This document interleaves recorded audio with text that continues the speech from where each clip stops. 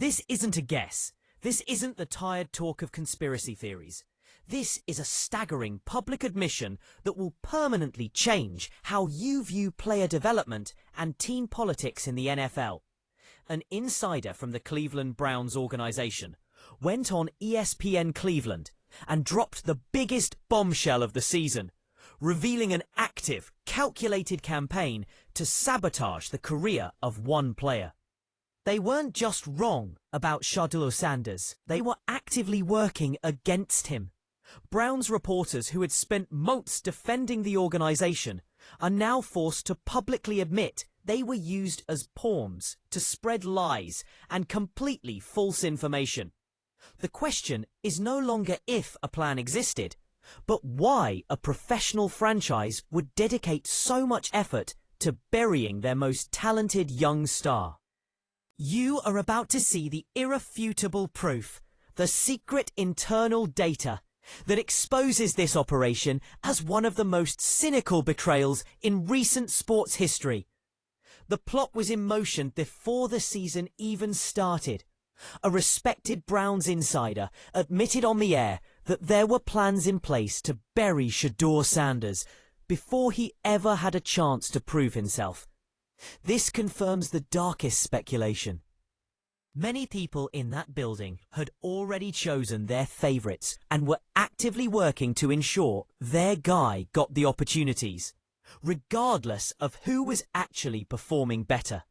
This was a calculated choice, a cold-blooded administrative decision to prioritise the ego of a few people over the competitive success of the team. They were so committed to being right in their initial, flawed assessment that they launched a campaign to ensure Shedeur could not succeed. They tried to create a false reality, but the worst part of this secret plot is how they decided to implement it. And what they did next was an absolute betrayal of public trust. The shocking admission didn't stop with the plan itself. It extended to how the organisation executed it, by feeding their own beat reporters a steady diet of deliberate misinformation. Listen to the quote from the reporter who confessed.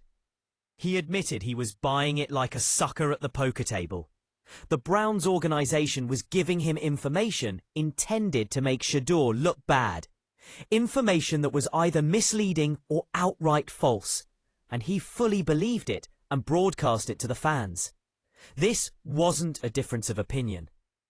It was a deliberate campaign to spread lies about the young player's lack of progress, his skill level, and even things as basic as his ability to hold a football.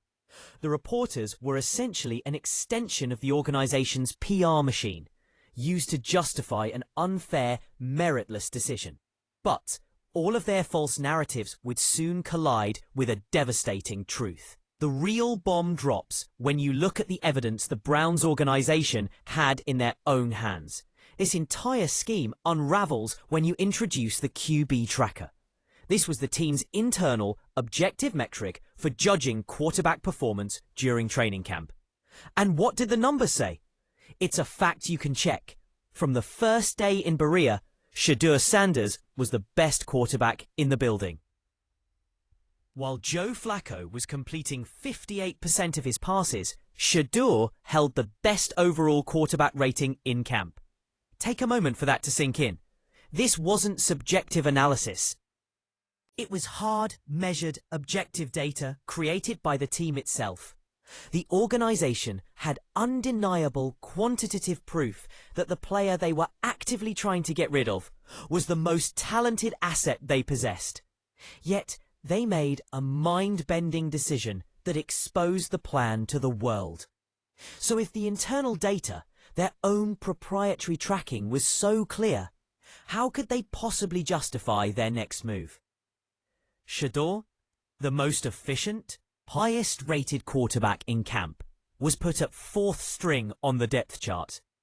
Not only that, he was told he would be red-shirted, meaning he would not play a single snap all season. How can the best quarterback in your building be slotted behind Joe Flacco, Mason Rudolph, and Dillon Gabriel? It's completely illogical. It defies all professional, competitive standards. This wasn't a bad evaluation. It was a calculated demotion designed to keep him off the field at all costs, proving that the agenda had nothing to do with performance and everything to do with politics. An insider, when asked if Shedeur was the best in July, had to admit, yes, the QB tracker says so, yes. That simple yes is the sound of the entire conspiracy crumbling. The ultimate proof of how personal this plan was lies directly with the head coach, Kevin Stefanski. He was a player who was on the team, working every day and objectively outperforming his peers. And for 2 full months, the head coach would not utter his name in public. 2 whole months of deliberate silence. Think about what kind of agenda, what kind of personal issue drives a professional coach to completely ignore one of his most talented players for that long. An insider basically confirmed it when he stated, "I don't think Stefanski wanted any part of Shedeur from day one." This wasn't a philosophical difference in play calling.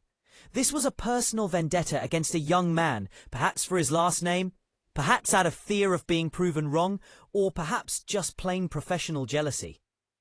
But here is the ultimate proof that the agenda was localized. Now, bring the owner into the discussion, Jimmy Haslam. Reporters asked Haslam how important it was for the rookie quarterback to get game experience before the 2026 draft. Haslam's reply was on the record. Of course, yes, for sure. Kevin knows this.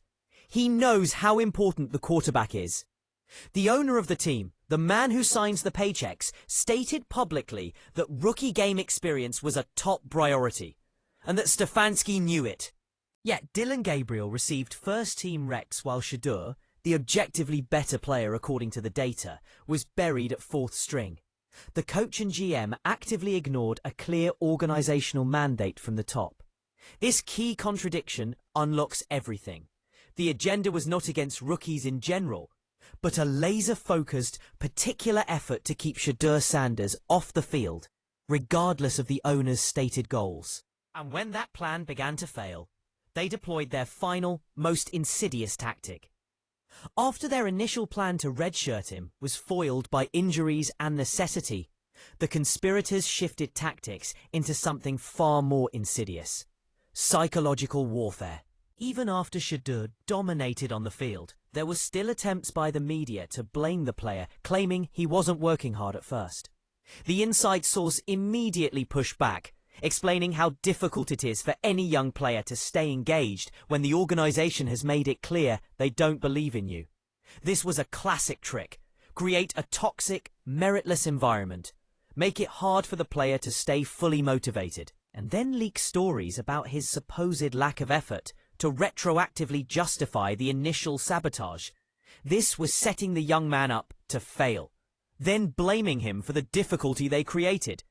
It's a damn near scheme, but the architects of this scheme never calculated Shedeur's mental resilience. What the organization never accounted for was Shedeur's iron will and his faith. They didn't expect him to be so mentally strong, or to have a father who understands professional sports politics. They tried to keep him off the field, and a cascade of injuries forced their hand. They had to play him.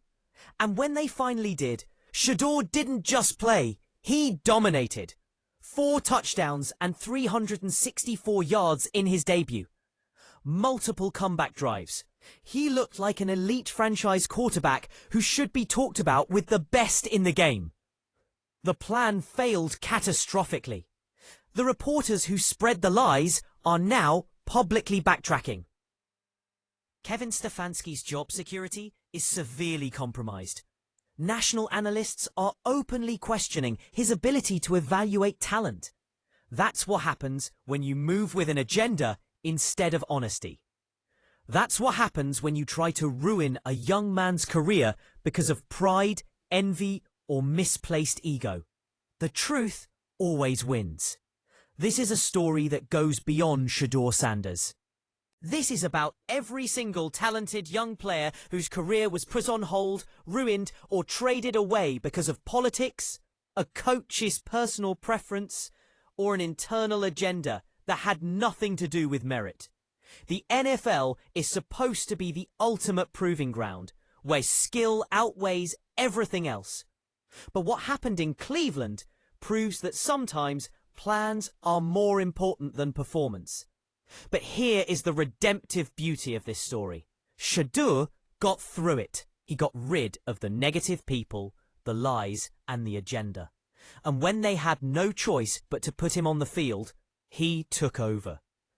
He is living proof that talent, belief, and relentless work can overcome even the most calculated plot to hold you back.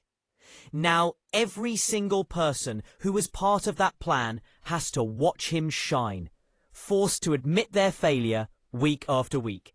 It's the ultimate revenge.